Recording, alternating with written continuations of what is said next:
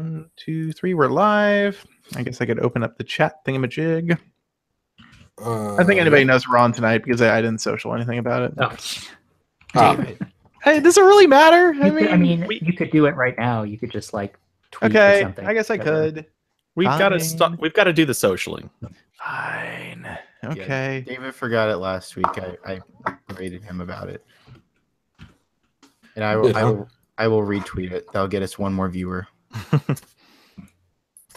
Okay, the Android Police podcast is live. Let me open up TweetDeck real quick. And David puts a pizza emoji at the end. It. Okay, there we go. I wonder how many people follow the Twitter account and don't subscribe to the AP YouTube channel or Monsters. AP podcast YouTube channel, because that would kind of solve it anyway. Oh well, I mean, tons, probably. I don't think the YouTube has a lot of subscribers. No, the AP podcast YouTube channel has 1,150 subscribers, something like that. But the main AP channel is like what, over 1 million? I have more 168,000. Oh, Only a digit off. oh yeah. Just a digit. We can just I see live too stream many it on my numbers. channel. I have more subscribers. My channel is all like homework assignments that are set to unlisted. I've only got one video listed on mine, but I think there's 9 or 10 in the account. I think I've only ever posted a couple of snarky making fun of things videos. I don't know what they are, though. I don't recall. I keep meaning to start my YouTube channel, but I just get too lazy. I keep meaning to do X, and I just get too lazy. That's pretty much the story of like my life. Yeah, that's the story too.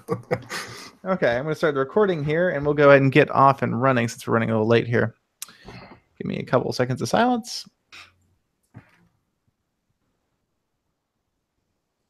Okay. Welcome to the Android Police Podcast. I'm your host, David Ruddick. I'm Ryan Whitwam. I'm Cody Toombs. I'm Jordan Palmer. And I'm Corbin Davenport. Oh my God, guys. Cameron's watching. Oh! Hi, Cameron. Is he like busy on Thursdays usually? Is that why he's watching us How, tonight? Cameron? So everybody say hi to Cameron. Cameron could come on the podcast, I guess. I'm guessing How to Geek could like loan him out for a night. That's happened before. He's been on the podcast. Oh yeah, that's right. He has. Yeah. We can rent him. I guess it was a forgettable appearance. Anyway, Harsh. It wasn't. We always love having Cameron on. We all love Cameron. So this week on the podcast, we're going to talk about a couple of, I don't know, phones. That's what we do, I guess, right? We talk about phones. We also know, it's kind of a slow news week, so this show might be a little short, believe it or not, given the time of year and everything. So we'll start this week actually with something we usually say for the end of the show, but we can just start with it this time. And Jordan reviewed the Honor 7X, the latest phone from Huawei. I mean, it's Honor, but it's Huawei, to be sold in the United States. Costs $199, and for $199, it seems like it's pretty good.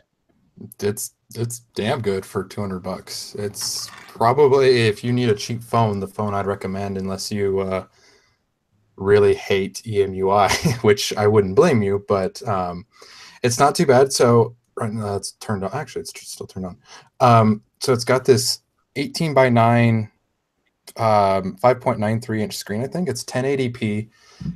Really, actually, a pretty nice display, all things considered.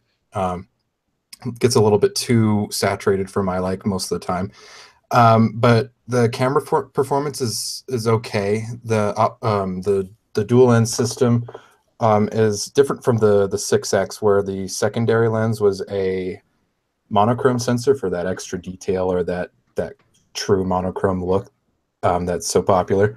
Instead, it's just an extra lens for depth for the portrait mode that everyone seems to like these days, and I don't get why. It's pretty good. That's probably the biggest downside, I'd say, other than micro USB, which is kind of annoying. Because I had to take out a micro USB charger when I used this for a few days. But it's an all-metal body phone, really pretty nice. Feels way more like it should cost way more than it does. It's still EMUI 5.1 and Android 7.0, which is a bummer.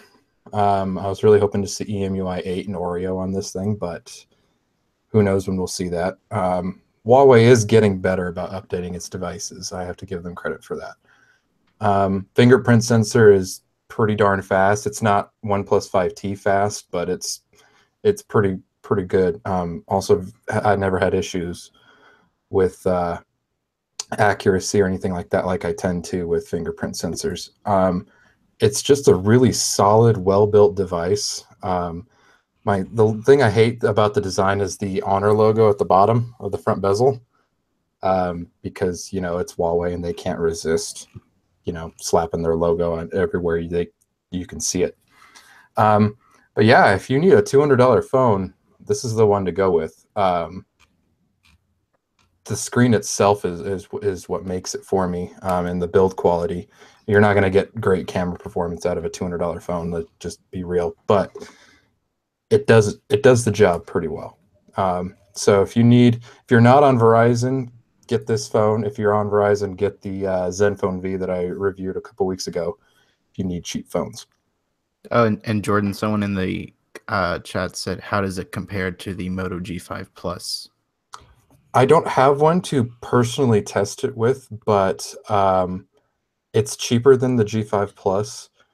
And the G5 Plus goes on sale for $199 pretty regularly. So I think it's actually on sale for $199. Is the G5 Plus still being sold, or did they replace with the G5S Plus? No, they sell both of them. Because I can't keep Motorola's product. This is Motorola. Inexplicably, because Lenovo. Yeah. They sell 20 phones at any given time. So right now you can get the regular G5 Plus in 30 gigabytes. Let's see here, $204.99. So okay. Yeah. So if you really have something against EMUI, then go with that, I guess. I don't have one to personally compare to, and I wish I did. But I didn't come across performance problems like I usually do with these Chinese phones. The US version is limited to the 32 gig 3 gig configuration, which is kind of a bummer, and no NFC again. But you do get an oleophobic coating this time on the screen, whereas you didn't with the 6X. I almost thought it didn't, because the screen does get pretty gross very quickly, but not as bad as the 6X. So if you don't have a problem with EMUI, it's a great phone for the money. Yeah, I think if you're going to compare against the Moto, this has a much bigger screen with an 18:9 ratio, and that's definitely a big advantage. I'm going to guess the cameras on the back are better too. Honor's cameras usually pretty decent. Yeah. Motorola's cameras kind of suck. Yeah, so I think, EMUI aside, I can see reasons why you'd want this phone, and the battery life's probably better too. It's crazy. It's a and also it looks like a premium phone. It looks nice. Yeah. It looks like kind of a cheap OnePlus 5T, sort of. Like that's what I would kind of like badge it as. So yeah, I can definitely see why you want one of these. It's got a nice heft to it. It doesn't feel cheap. No, it doesn't. Yeah, I played with one for a few minutes, and it seems like a pretty nice phone. Yeah. Yeah, especially for $200. $200 is what it was. It was hard to believe. I had to double check that with 3 different places when I saw the pricing information come out, just to make sure that it was actually $199. Because that's pretty crazy. Yeah, the price is very aggressive, and I'm guessing that they are holding it down low just to see if they can snatch up some market share from Moto and Co. Other people in the comments on the review were saying it's more expensive outside of the US. Oh, really? So it's not as attractive of a phone outside, so they must be pricing it really aggressively, to get the Moto crowd. Yeah. Ron Amadio is also in the chat now too. Apparently it's a reunion, and we just didn't know. I feel like we should be doing the show on Wednesdays. I guess. And Jeff's driving. Oh yeah. Also, for those Jeff is really committed. Yeah, for those of you watching the video stream, I've now switched to Jeff's video feed. Jeff is in his car driving as he listens. His microphone's not on, but Jeff is here. I think that my microphone sounds terrible, so I'm not talking right probably now. That. Oh, God, it's pretty bad. I think it wouldn't be over Bluetooth, but I wanted to listen in, so I'm up to date when I get home in a couple minutes. That's commitment. All right, Jeff, you can mute yourself again. All right, we'll see you guys. Don't crash. Yeah, don't crash. Don't die. that would be bad. the first ever mobile Android Police podcast. So that's nice. I thought you were going to say the first ever car accident on the Android Police podcast. Well, that too. That would also be a first. This is how we get more subscribers. Yeah. Do dangerous things. Android Jeff. Police podcast. You won't believe what happens next. Anyway. Yeah, so the Honor 7X, it seems like a pretty good phone for the money. I do kind of like the fact that it ships with Nougat is like, but I guess a lot of these budget phones still do. Nobody's really shipping with Oreo in the cheap phone space yet. There is a beta sign-up app that's pre-installed, so if you pick one up, Honor was pretty quick to get the Nougat beta out for the 6X, which launched with Marshmallow earlier this year. It was a couple months after launch that they got it out, and it was very stable. It was great.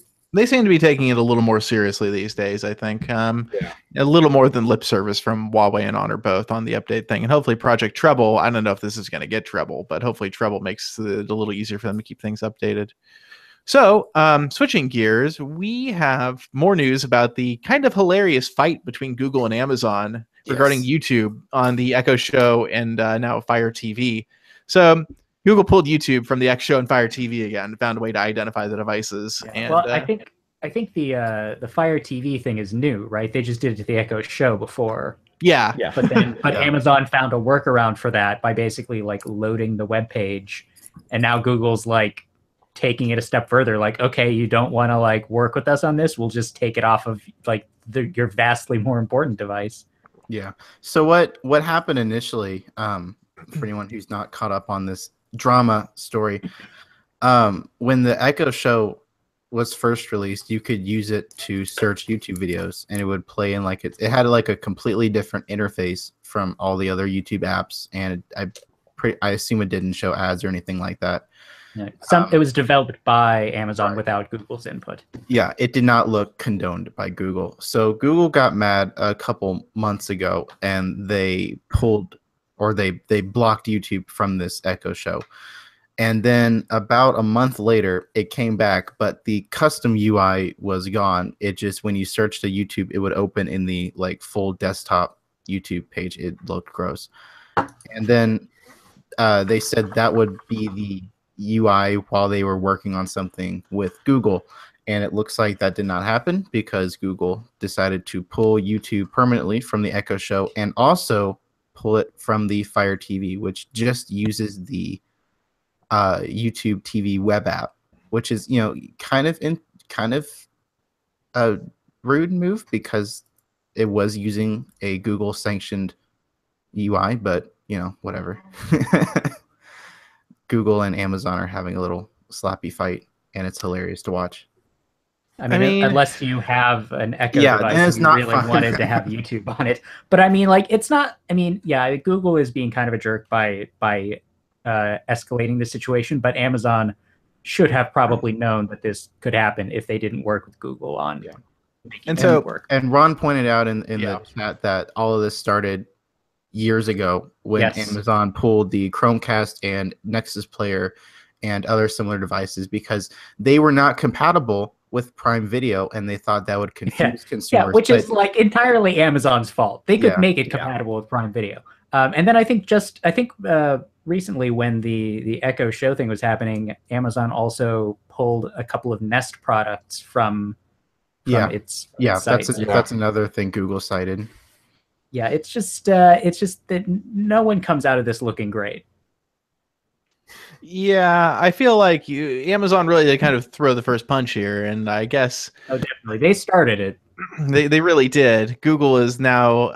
I mean, it's funny to me because YouTube is kind of a separate arm inside Google, and so I would have to guess that somebody at an executive level at Google is basically telling YouTube, this is gonna be, or maybe this is YouTube doing it on their own. I have to wonder at what level this is condoned, just because it's so ridiculous. I mean, I guess at the end of it, like, how much is it? Probably still hurts Google worse because Google would really like to sell more Chromecasts, probably Google is more concerned with getting Amazon Instant on Chromecast than Amazon is having YouTube on its Fire stuff. So because everybody has Amazon Prime in America, and so it's like it's a very desirable thing to be able to have on your video streaming product. Whereas YouTube is kind of like, well, basically every smart TV has it built in now. I guess same true of Amazon Instant. I mean, I feel like basically Amazon should just get screwed. I feel like Amazon needs to they need to do the Chromecast thing, because I would use it a lot more than I do now, and I think that's true for a lot of people. It would actually be a more appealing product to me. Yeah, definitely. So I don't know. Maybe they'll sort it out. Maybe not. Maybe it's going to go on for years. It'd be pretty bad. So next story. Also, speaking of failures, the Essential phone has sold. Apparently, this is based on a Play Store figure around 50,000 units, and so we say basically because the Play Store count for the camera app says it has 50,000 installs. That means it's been installed 50,000 times, which means that 50,000 Essential phones have at one point or another been activated total. That doesn't mean they're all still in use. And as we know, the Essential phone apparently has a fairly high return rate. It's Sprint. So I think 50,000 is probably a slightly liberal estimate. It's probably a little under 50,000, possibly a bit more than a bit. Maybe significantly under. Get quite a bit. Maybe there's 10 left. We don't know. Yeah, exactly. So that's what we know. I mean, 50,000 phones. So it's not. It could do worse. But they also had to slash the price from $700 to $500. So that's a pretty big sacrifice to make to push that many phones. And you've got to imagine most of their units were probably sold during that fire sale when they had it going for $399 with the camera bundle. Yeah. I mean, I think a substantial chunk of existing Essential phones are owned by Android police writers. Yep. I mean, I have one. I have one right here. I'm contributing to the numbers. So there you go. Well, and a couple of those Android police writers have returned theirs, as I recall. Oh, really? Yes. Well. That's just what you do with the Essential phone. Yes, it's essentially returnable. So, I guess the fact that they had to lower the price so much, though, to really achieve that probably doesn't bode well. Then there was the controversy around Andy Rubin, who, did I read he was back at the company now? Like his leave of absence is over? Yeah, okay. It's only gone about a week. Yeah, okay. that was a pretty not big deal, I guess. Yeah, I don't think it was a big deal. Yeah. But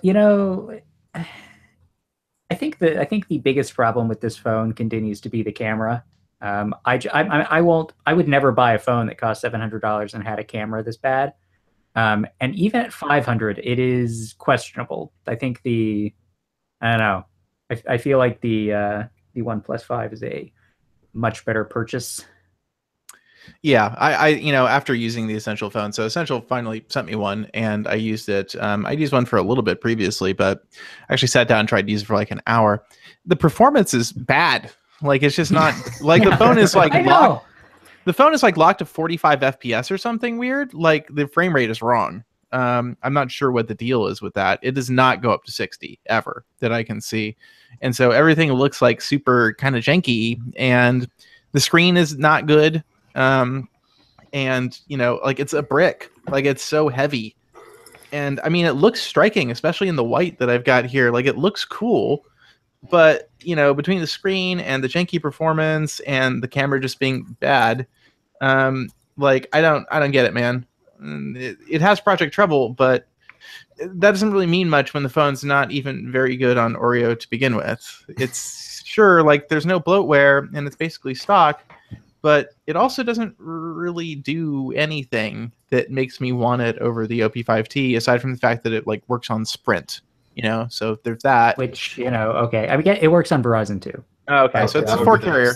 So the 4-carrier thing is, obviously relevant if you were on a CDMA carrier in the United States, but if you're not, then the OnePlus just makes so much more. It's so much faster. The fingerprint scanner is faster. The cameras are better. The screen is better. Oh, and I'm loving the face unlock too. I didn't think I would, but yeah, the face unlock on the OP5T is crazy dumb fast. Like it doesn't even feel like it's working. It's like you think it's broken. Well, yeah. When I would read the reviews you guys would make, and you were like, "This is a faster fingerprint sensor than the Pixel," I was like, really? I mean, this seems pretty fast. And then I opened my OnePlus. I'm like, whoa, It's like insanely fast. I mean, I Tell think us the that reaction again there. The 5T is actually slightly slower than the 5 was for me. I don't know why. Maybe it's I was not expecting hardware, it fast. but really, it is still the 5T really feels faster than the 5 for me, but yeah, maybe anecdotal, I guess. Yeah. I don't have good luck with really fast. Yeah, I don't do well with front-mounted sensors. Yeah, the only one I felt that's faster, I think, is the Mate 10 Pro, which is like that is instantaneous. Like you can touch the sensor on that phone with just like a tiny bit of your finger. Like you just barely graze the sensor. And it's like, yep, that's you. Well, yeah, it's legendary. eerie. Yeah, they are. They've always had the fastest ones, at least typically. So, yeah, I just think the Essential phone, even at $500, I'd have a hard time recommending it to anybody. And then, as Ryan has talked about, the signal issues that he's had on T-Mobile have just been terrible. The reception apparently is just, he gets, something like negative 120 dB when he's getting like negative 90 on his Pixel in the same room. So it's the Essential? Yeah, the Essential. So the Essential signals characteristics are apparently just garbage, which does not surprise me. It's a phone made out of titanium and ceramic. Like, it doesn't seem like it's particularly optimized for signal. So I just don't think this phone's got a lot of stuff going for it, other than the fact that it looks kind of cool. And it looks great. Like, it even looks better than the Mi Mix, which mine's kind of gross right now. But I've still never really gotten used to the notch on the screen. I just don't think it does any favors for the UI. Yeah, that's the other thing I like about the Mi Mix is that it has no notch on the screen. Everything's on that bottom bezel. I totally missed this part. What phone are we talking about right now, guys? Essential phone. Oh, the Essential phone. Okay, so you're a notch. I'm like, are we talking about the iPhone X right now? I was very confused for a minute. All right. Yeah. So I would like to think that this is just the first try, for Essential, and the next time it'll be like better. Do they have there is a next time. With the sales they've had? Yeah, hopefully they have enough money to make another phone. That'd be good. That would be definitely. I still wanted that blue. I still wanted the blue one. Like, the blue colorway. Yeah, it looked pretty good. Yeah. They can use all the money from their smart home to make the new. Yeah, the smart home never came out. The docking stations never come out. Like the other, they've had these two products, but they've never come along. So I have to wonder if they're doing some rejiggering over there in terms of their product roadmap. Because as is, there just doesn't seem to be much reason to buy the phone.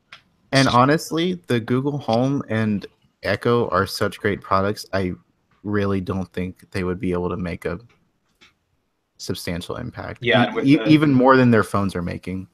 And Apple's entering that market, and Microsoft's falling behind. I don't know how much more space there is for talking home assistants.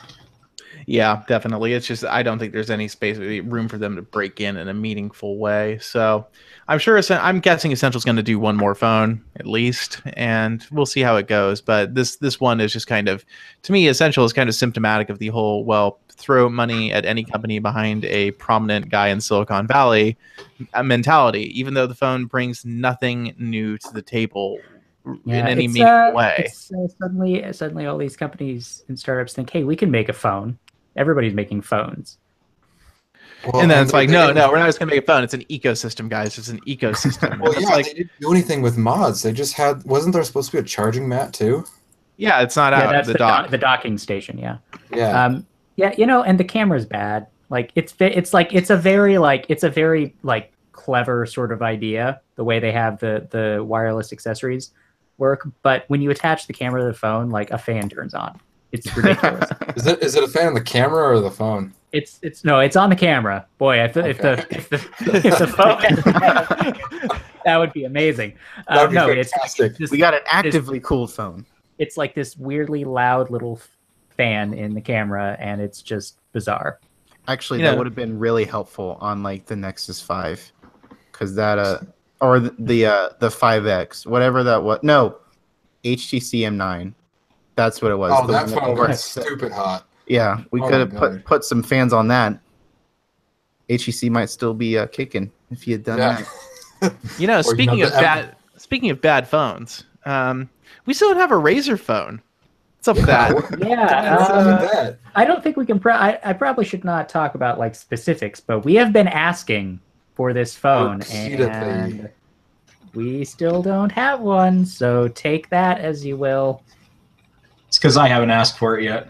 Yeah, it's because Jeff is very polite. Much more polite than me. No, we don't have one, and I feel like Razer is, I don't have direct evidence to support this. I feel Razer is definitely cherry picking who they're giving them to, and I don't mean totally sold out of devices, and they just don't have any available for us. So actually, what's hilarious to me is one of our contributors on our YouTube channel, Zach Anderson. He bought one. And he had it within like 3 days. So, and he got his phone like 3 weeks ago. I am positive that there are plenty of these phones. Oh, yes. There is no way that Razer is selling as many phones as they are capable of manufacturing. There is a warehouse full of these, and they're just like, do we really want to have more reviews of this? Or... I don't like to talk inside baseball on like review units and stuff because I know a lot of you guys just don't care. But on this one, it's like it's so unusual the way they've handled it. It's so weird. Like we've asked over and over and over, and like, oh, we're just waiting for somebody to return one. We're just waiting for somebody to return one. It's like, guys, like I don't want to say you're lying, but yeah, but like you make the phone. It's not like you have to go on a quest to find the phone. It's not like a PR agency that has to go back to the OEM to get it for us. Yeah, there's a ton of these phones. They gave everyone one at the London launch event for attending, and it's just like, guys, we would have sent Scott if we knew that's what the deal was to get one of these phones. And I've not heard some. The other thing is from the people I've just spent like a week in Hawaii with Qualcomm. We can talk about that on the show this week and how wonderful it was. And so basically, I saw, I think 3 people there that had Razer phones. So Michael Fisher had one. I think, God, who else had one that was there? I forget, but I remember like 2 other people did. Oh, I think I was talking to Dan Seifert from The Verge about he used it for a while, and it's just like the phone like it is kind of bad in most respects. Like the screen is terrible. I guess Michael Fisher dropped his and like half the digitizer stopped working. Like it doesn't. And then there was issues with phone calls and stuff. And just all kinds of weird stuff going on. The camera is super slow to open. I did get to play with it for a minute. I actually played with it in the pre-briefing, but like, the phone has issues, and it's clear to me maybe why their review program is not distributing so widely. So maybe it's like they took the Robin and then went backwards with it. Yeah, I think they really did. So, but this phone won't break in half if you sneeze on it. So that's true. Oh man. Right. It'll just stop working before you drop it. So yeah. So I mean, I don't. If this gets back to Razer, they'll probably never talk to me again. But look, I am having used their keyboards and mice. Not really surprised that there are quality issues. Do you think the Razer listens to our podcast? Come on. No, but I've made no secret of my distaste for Razer products either. So, I mean, this is one of the few instances where I think a little RGB probably would have made this phone better. If they made the logo glow and you could like tie it into their unnecessarily complicated and clunky Synapse platform, so you could like control the LEDs from your computer, that would be kind of fun. That would have been actually pretty cool. I would be interested in that. Yeah, while we're hating on lasers, I don't like Gillette either. If we're complaining about razors right now. So what I hear you saying is you really want the Pixel light bar. Oh yes, Pixel light bar. It is unacceptable that that Google produced a Pixel 2 and it doesn't have a light bar. Yeah, I know the light bar. We all want the light bar. Liam would be furious if he was here. Ever since Liam mentioned the light bar, I've wanted it. Yeah, it wasn't on the Chromebook Pixel either, or the Pixelbook. So I forgot. I forgot all about the light bar. Yeah. No, actually, so somebody asked. I think Ron asked. Was it Ron that asked this about the light bar at the Pixel event in October? And they said, "By the way, Jeff, you're using your webcam microphone." Sorry about that. Yeah. So anyway, I think it was Ron who asked about the light bar, and they said, "Oh, it's too expensive. It's like, it makes like it doesn't make any sense." Or somebody asked that. I forget who it was. Anyway, light bars. as I brought up earlier, we don't have a lot of news this week, and so it's not on the spreadsheet here. But Qualcomm did announce the Snapdragon 845 last week, and they were so graciously flew me to Hawaii and put me up in a really nice hotel for like 4 nights. It was pretty good. How come I never get assigned to do that, man? Yeah, come on, David. Sure it. Sorry, guys. I asked if other people could go. I didn't. Sure you did. Sure you did. You really went to bat for it. He was like, "Hey, can I have some other? Never mind. Where's my ticket? Let's go." Okay. As soon as I brought this up, you know exactly who asked if somebody else could go. Who? It was Artem. Of course, it was Artem. Yep. Of course, the one thing Artem's willing to go to. Anyway, so yeah, I'm so biased toward Qualcomm now because they fed me some mediocre food and trapped me in a resort for 5 days. You're trapped in Hawaii. That sounds really unpleasant. Okay, yeah, I know. It wasn't that unpleasant, but you are kind of. I mean, Hawaii is technically an island. You were stuck there. If you wanted to leave, like how are you going to leave? It's an island.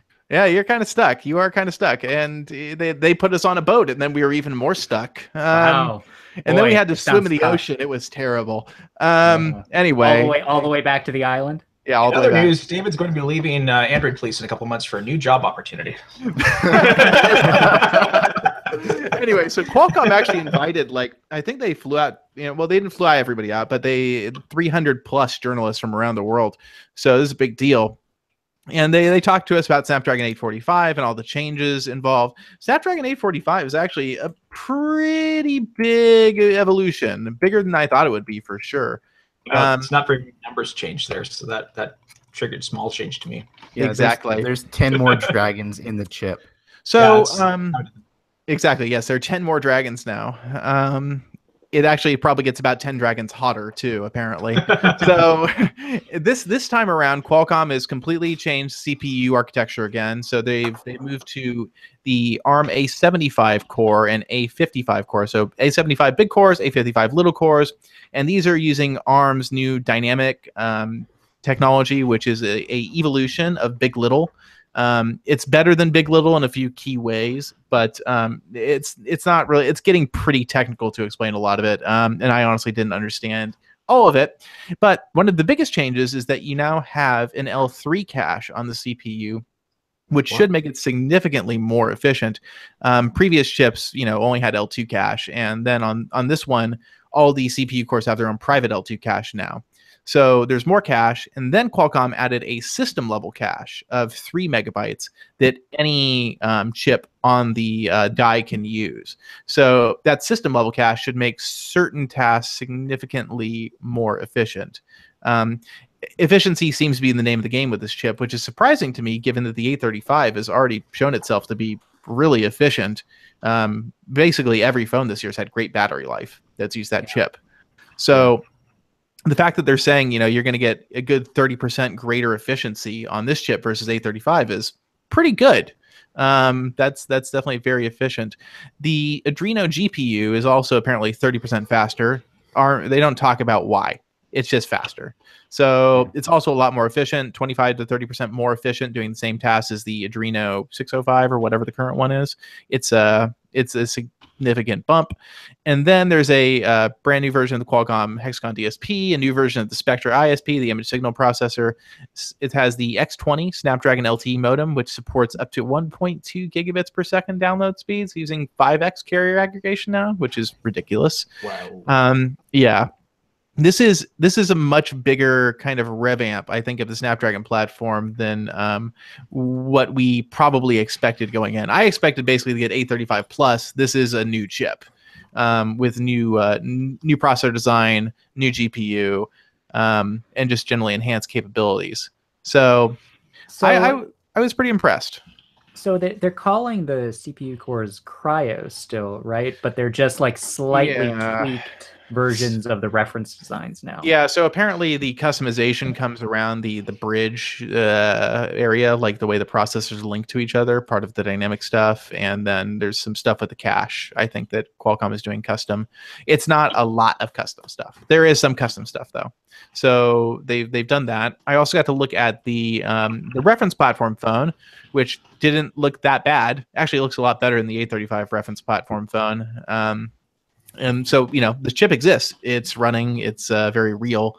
And they did live demos of like LTE speed tests. They did a cool one actually with power consumption where they showed basically they were running the Manhattan 3.1 GPU benchmark GFX bench on an 835 versus an 845, and the 835 used something like or the 845 consumed 25% less power running the same benchmark.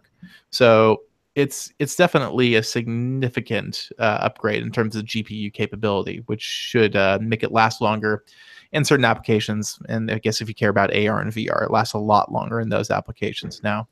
I think this is a pretty big upgrade on the high end. I don't think you're going to see as many major new features. The only major new feature that I feel like they really talked about was like, oh, you can encode HDR video now with your phone's camera. And that's like, I don't care.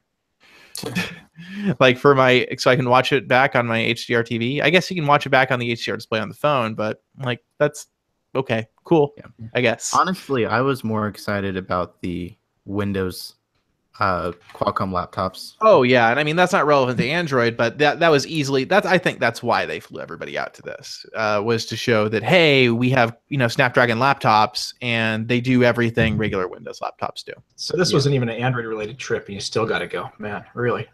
It was Android related, and there's a chipset. No, but, yeah, that was definitely the laptop thing, which I'm pretty excited about myself because I think basically it's a cool announcement. Yeah.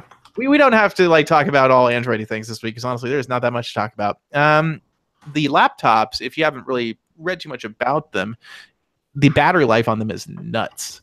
Like easily 15 plus hours of actual use. Yeah, I'm very excited for this. This sounds like what I want. Yeah. This is definitely what like ultra portable laptops should be. And some of the figures I saw, so I got briefed on this by Qualcomm. I didn't write about it because it's not content for Android Police. But one of the things they showed me, there were a few things they showed me that really impressed me. The battery life was one. The other thing was the fact that, hey, your Snapdragon 835 phone can play back 4K video and it doesn't immediately die. Intel chips in the ultra portable space, like the GPUs suck. They stutter, they stagger, they're still just not very good at playing back high resolution media. Snapdragon 835 will do that no problem all day and not even throttle.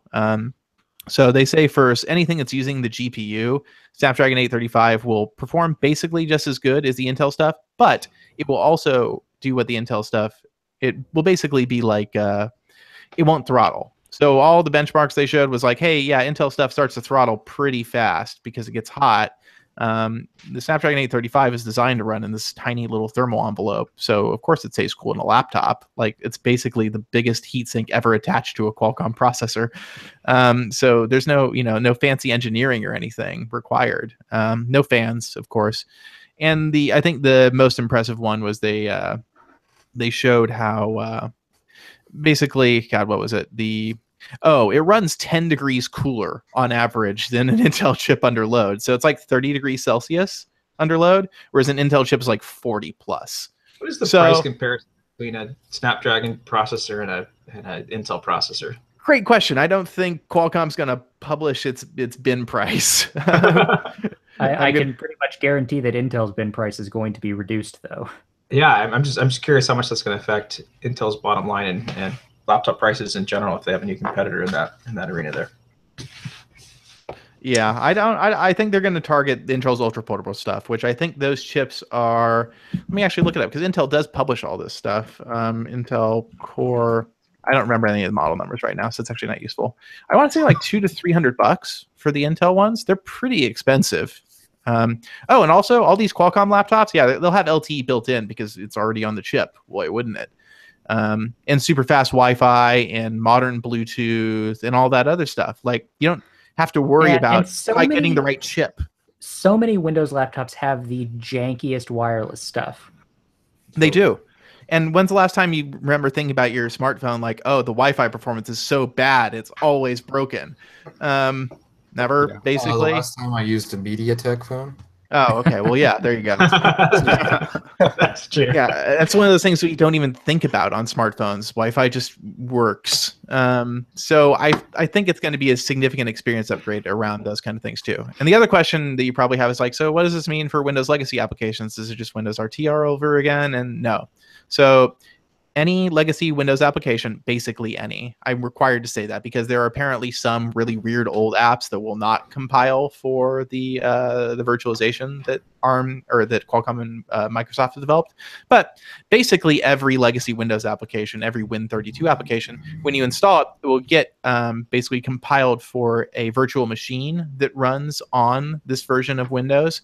And once it's installed, which will take longer because it has to do this process, it'll just run like it should. So they said like Photoshop, yeah, just runs like it should. GPU acceleration, everything. It's kind of like how Android had with the was that Art? The runtime where it had to build everything ahead of time, so it took like a long time.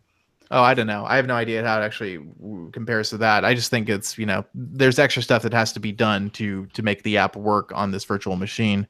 So yeah, they showed me it running Photoshop. It works. Like, yeah. And I think they also said that only 32-bit apps work, but like everything's still supporting 32-bit. So every app has legacy fallback installers and stuff. So that's not a problem. Yeah, and so the only thing to probably asterisk is that they will do ship with Windows 10s, which is the stripped down version of Windows. So you'll have to pay like $50 for the ones that come out next year to upgrade them to full Windows, which is not the worst thing. Though, it would be great if the Windows Store had like not garbage in it. Yeah. But, honestly, for me, the whole thing is like, all I care about is, can I install Lightroom? Yeah. Can I install Photoshop? Great. Everything else is irrelevant. Like, that's all I want out of my laptop. And I could use a Chromebook just fine for all of my work stuff if I could run Photoshop and Lightroom. That really is the linchpin. If they add that to a Chromebook, I can get everything done with a Chromebook. Yeah, I have Photoshop running in the Crossover app, and like it works kind of. When I open it, there's an alert box, and I have to minimize it and just ignore it, and it kind of works. So that's my go-to. But I would very much like it if there was a real Photoshop, and also I would very much like it if Adobe made the Lightroom for Android not suck, even though it's now called just Lightroom.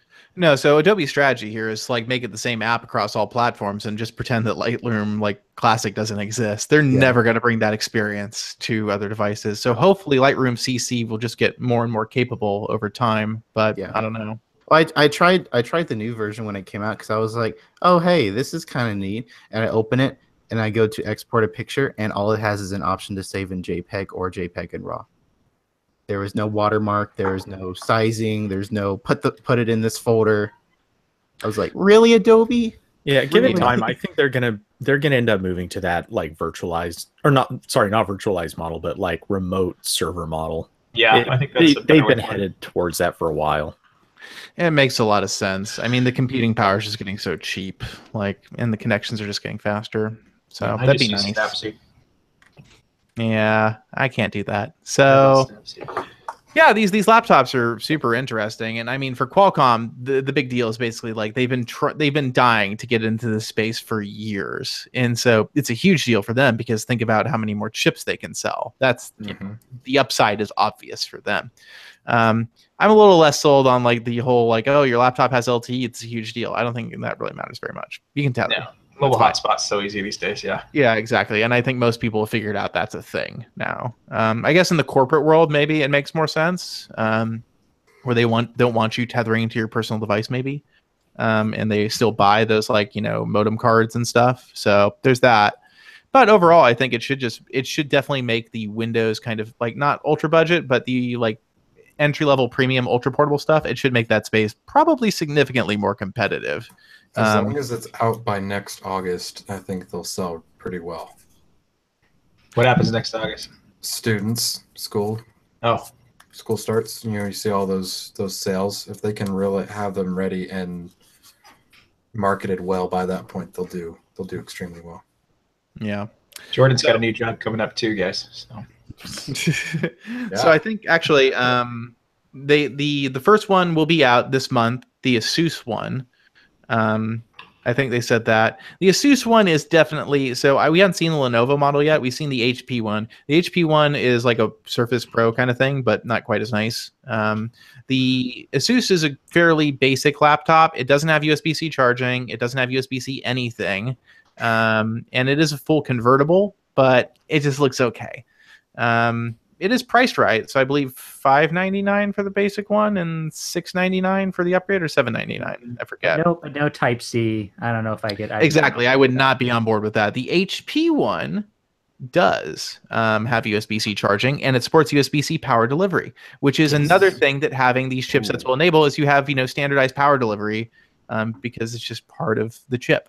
So it just makes so much sense to me. These chips have been designed around all the connectivity standards and charging standards that we all use on our smartphones, which is what we're all using most of the time. So putting in a laptop probably has some significant benefits. Yeah. And David said he was going to give us all the laptops to try out, right, David? Yep, all of you. Definitely. I'm promising that 100%. Definitely. Great. I'm going to heard it here first, everyone. Yeah. Qualcomm sent them home with a suitcase full of them. Qualcomm. Full disclosure, Qualcomm said they were going to send me one. I don't know if I believe them. I'm just genuinely curious to try it, and I will probably write something about it, not on AP, but I'm curious to see how it works with my workflow. It's going to have a journal entry about it. So. Yep. I'm actually going to write in a physical journal about my laptop experience. He's going to send out a newsletter. So subscribe to David's newsletter. It's just called Grump. That's the name of the newsletter. Miata Grump. Okay, so that was what Qualcomm was up to, and we have a couple other items still on the docket. Google Assistant is now coming to devices with Lollipop and tablets. So that's cool. Yes. Yeah.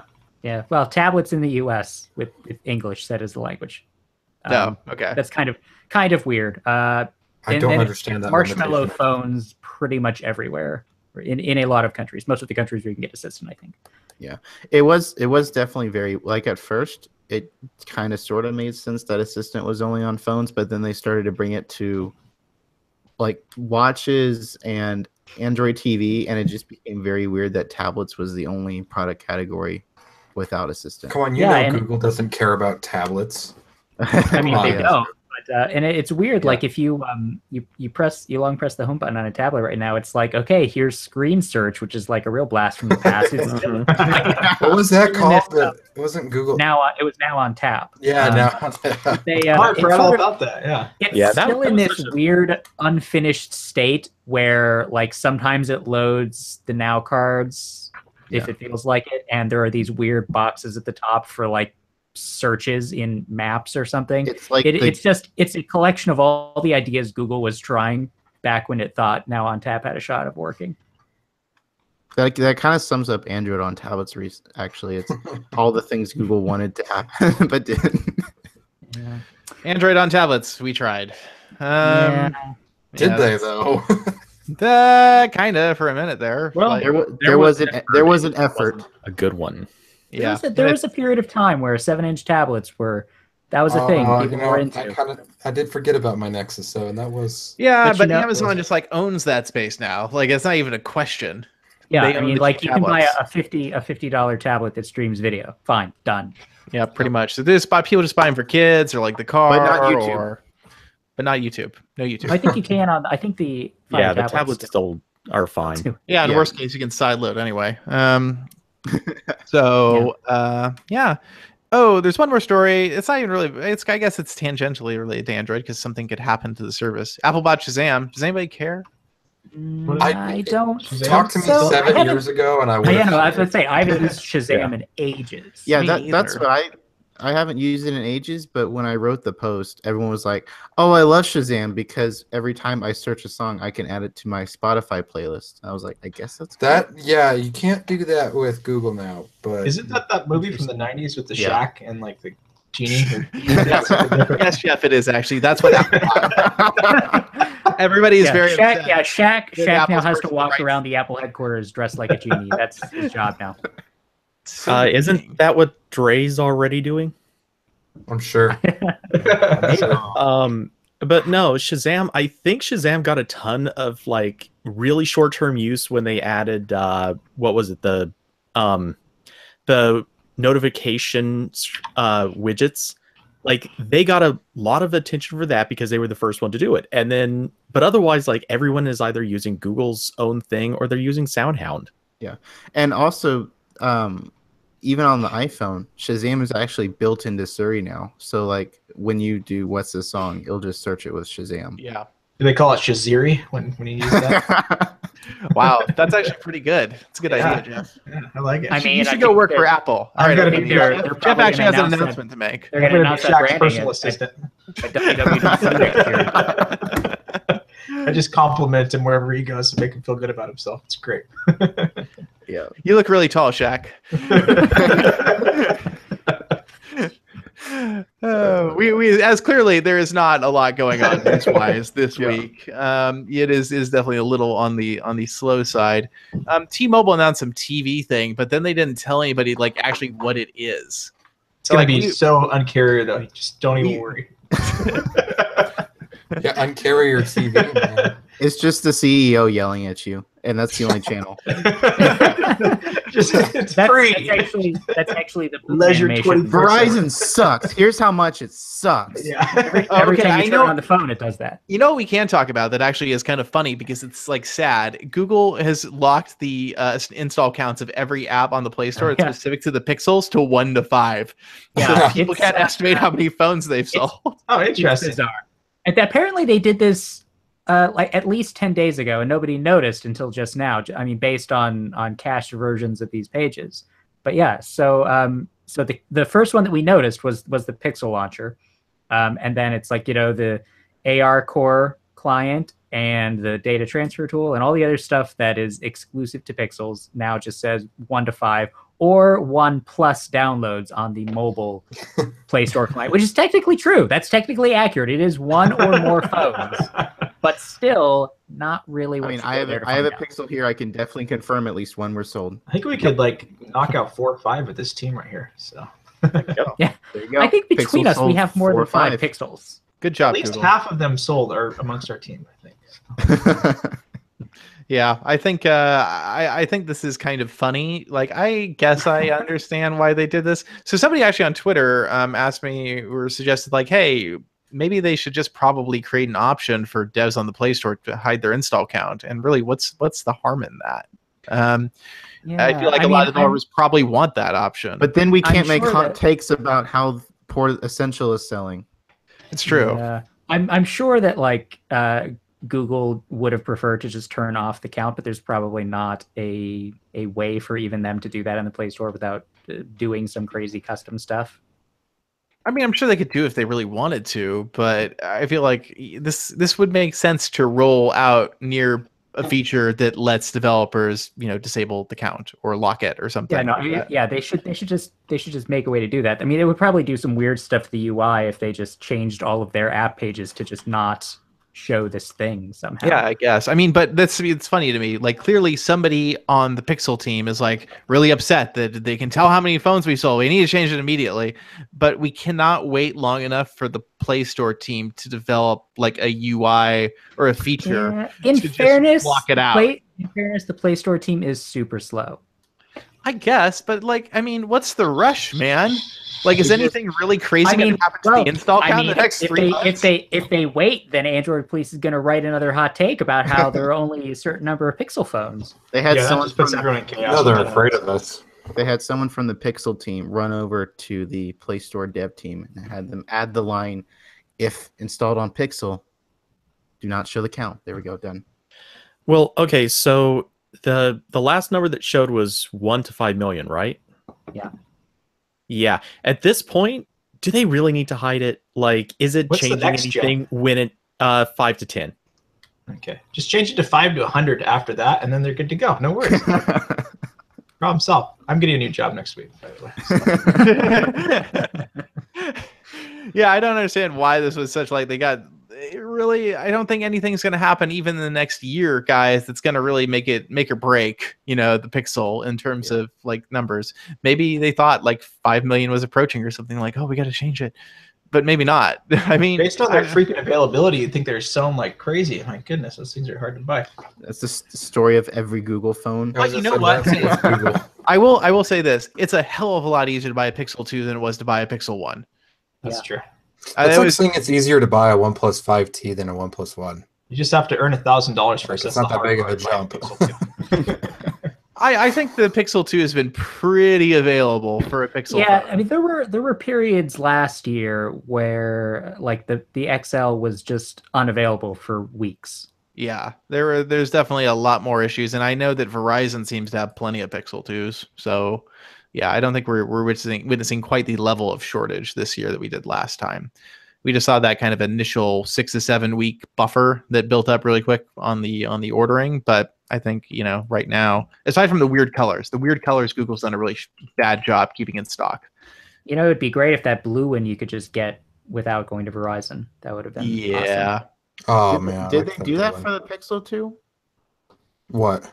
The blue, the blue is exclusive to Verizon. Oh, okay. I thought they just skipped this one because I hadn't seen it. Well, it's the regular, the exclusive, not the Verizon. Yeah. It's a product red version. It'll go great with my red iPod Nano. And all that AMD stuff in your computer. So it looks like I'm looking on Google's website, and let's see here. Yeah, it ships basically immediately for a Pixel 2 XL and 64 gigabyte just black. Its arrival is 1 week from today. So yeah, there are not nearly the shortage issues because the shortage issues persisted into the new year with the first gen Pixels. Yeah. And then they kept going and going and going. And Google was offering really pretty attractive trade-in offers on the first gen Pixels. Like if you managed to buy one of those and you still have it and it works, you could get like $350 to $450 for it if you traded it in. That's good. Yeah, exactly. So there's definitely quite a few incentives available. All right. So I think that about covers us this week. We actually didn't end up having a short show. We just, kind of meandered around.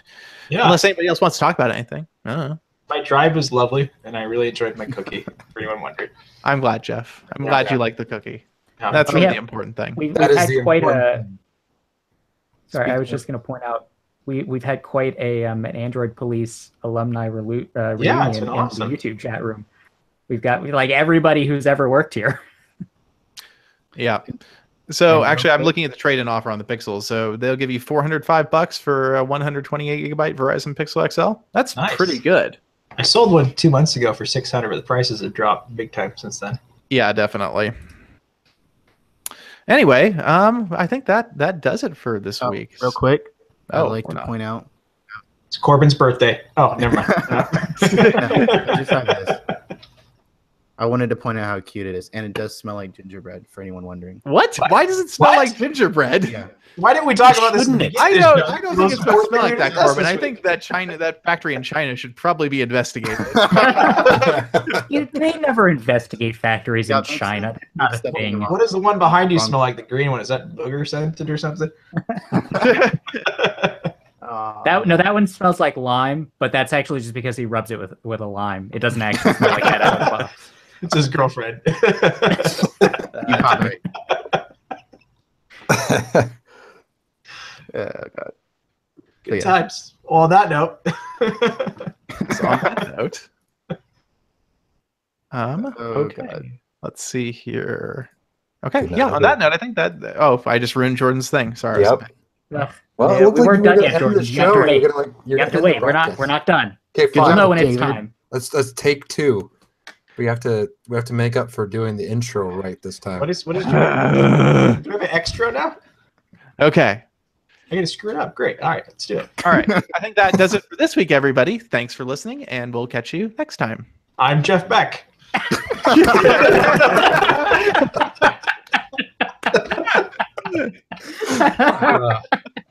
take that, everyone. On that note. Oh, do we want to mention that we're not going to be on in 2 weeks because that's Christmas week? Oh yeah, we can mention that. We'll probably Merry Christmas, guys. We won't be here in 2 weeks. Have a good one. Yeah. Yep. Bye. Bye. We're not actually dying. No, I'm pretty sure. Okay, I'm gonna stop the broadcast.